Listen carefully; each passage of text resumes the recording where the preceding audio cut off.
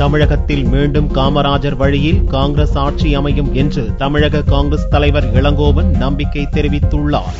தமிழக காங்கிரஸ் தலைவராக இருந்த ஞானதேசிகன் ராஜினாமாவை தொடர்ந்து இளங்கோவன் தலைவராக அறிவிக்கப்பட்டார். ஞாயிறன்று புதிய தலைவராக இளங்கோவன் சத்தியமூர்த்தி பவனில் பொறுப்பேற்றுக் கொண்டார். முன்னாள் தலைவர் ஞானதேசிகன் அவரிடம் பொறுப்புகளை ஒப்படைத்து பொன்னாடை போர்த்தி வாழ்த்து தெரிவித்தார். காங்கிரஸ் தலைவராக பொறுப்பேற்ற இளங்கோவன் கட்சி தொண்டர்களிடையே பேசுகையில் மீண்டும் தமிழகத்தில் காமராஜர் ஆட்சி அமையும் என்றும் கட்சியை விட்டு வாசன் செல்வார் என்று தான் நம்பவில்லை என்றும் கூறினார். நம்முடைய கடுமையான உழைப்பின் காரணமாக தமிழகத்தில் காமராஜருடைய ஆட்சியை கொண்டு வர முடியும் என்ற நம்பிக்கை எனக்கு.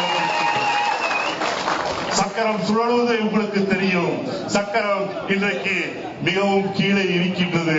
இனிமேல் அது மேலே வர வேண்டியதுதான் பாக்கி. இளங்கோவனுக்கு ஜெயந்தி நடராஜன், குமரி அனந்தன், காங்கிரஸ் எம்எல்ஏக்கள் உள்ளிட்ட கட்சியின் முக்கிய நிர்வாகிகள் பலரும் வாழ்த்து தெரிவித்தனர்.